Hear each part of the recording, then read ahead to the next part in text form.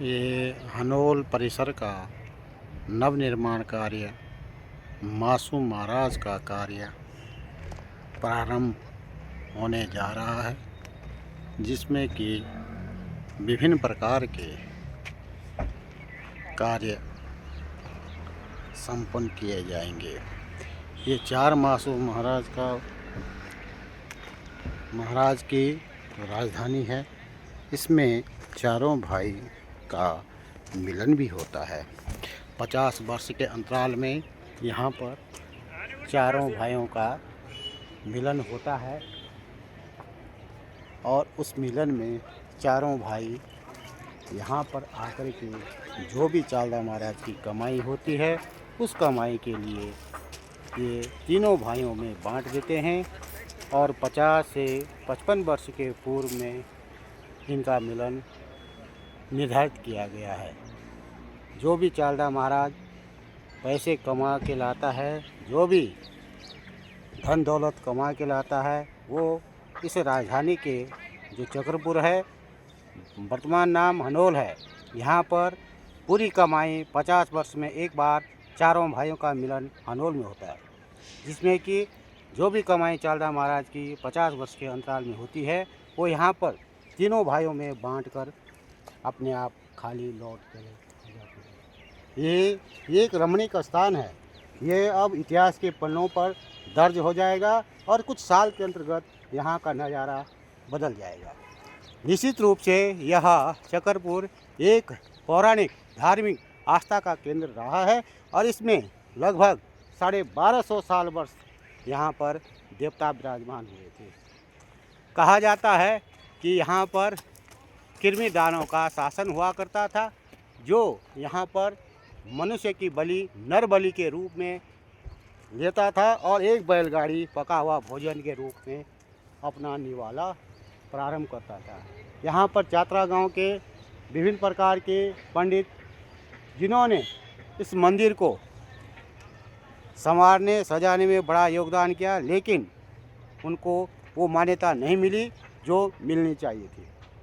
और यहाँ पर 4 गांव के विभिन्न प्रकार के वजीर और वर्ष में एक बार उनका नंबर आता है और टोटल 12 वजीर हैं और 12 पुजारी हैं और 12 माली हैं, ऐसा कहा जाता है।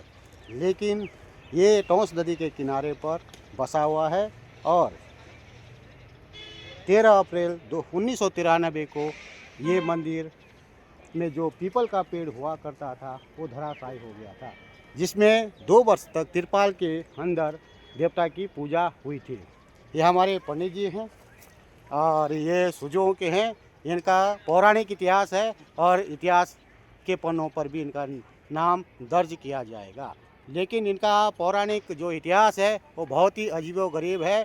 ये इतिहास हर कोई इनके बारे में नहीं जानता है, लेकिन इनकी कथा है। जब हम उस गांव में जाएंगे तो निश्चित रूप से उसको उजागर करने का प्रयास किया जाएगा। और पंडित जी हमारे दूसरे पंडित जी हैं, ये भी सुजो के हैं, जोशी जी है, दोनों जोशी जी हैं और जाने माने पंडित है, विद्वान है और इनके हाथ में जस है। जो जिसकी पूजा जैसे करेंगे, उल्टे करे सुलटे करे, लेकिन उसको बिल्कुल फलीभूत उनके हाथों से हो जाती है। ये अपने मन से और अपने पूरे मनोयोग से उस पूजा को करते हैं। ऐसे इनके हाथों में इतना जस है, आज तक जो इतिहास गवाह है। आप कुछ कहना चाहेंगे पंडित जी इसके बारे में, हनोल के बारे में? ये हनोल जो है ना जी, हमारा एक कुल देवता का जो मंदिर है पूरे जौनसार बाबर का जो क्षेत्र है, हिमाचल भी इसमें जुड़ा हुआ है, रवाई से भी जुड़ा हुआ है और ये काफ़ी गढ़वाल भी जुड़ा हुआ है। ये जो है ये हमारा एक इष्ट देवता ऐसा है तो कि 7 पीढ़ियों की बात भेजता है और इसके मंदिर से आने में और मंदिर पे भेंट पूजा करने से बहुत बड़ा फल प्राप्त होता है। किसी प्रकार की भी कोई किसी परिवार के अंदर कोई कष्ट पड़ा हुआ है, किसी प्रकार कोई पुराना कोई राड़ा पितृ दोष पड़ा हुआ है, कोई किसी प्रकार के रोष पड़े हुए हैं, सारे यहाँ पे जो है ये जो है हमारा कुल देवता है ना जी, ये सारे दोष है गुरु जी, ये संपन्न समाप्ति यहीं पे होते हैं।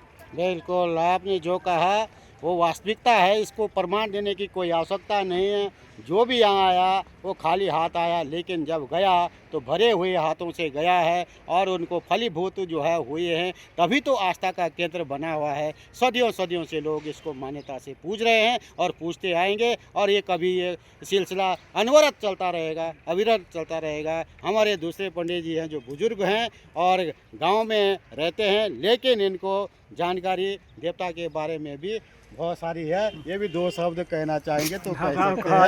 अरे तो बोल दो, इतिहास बनेगा उस पे आएगा, वो डीवीडी में बना देंगे।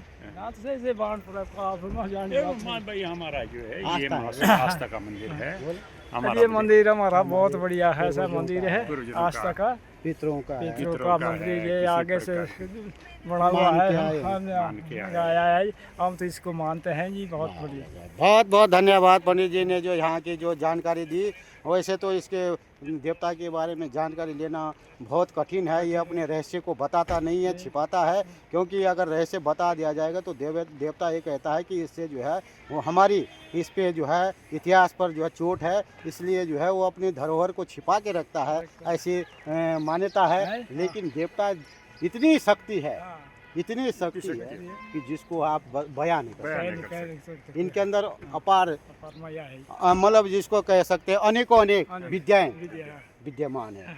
जो भी हमारी जादू टोना वो सारा यहाँ पे जमा किया जाता है उसके अंडर में, और उस अंडर में जो है वो वहाँ पे कंट्रोल में रहती है। और बहुत बहुत धन्यवाद पंडित जी आप लोगों का, यहाँ आए, अच्छा लगा। देवता आपकी मनोकामना पूर्ण करे, दिन दोगुनी रात चौगुनी प्रगति करे, आपका जीवन निरोग रहे, आपकी काया निरोग रहे। धन्यवाद।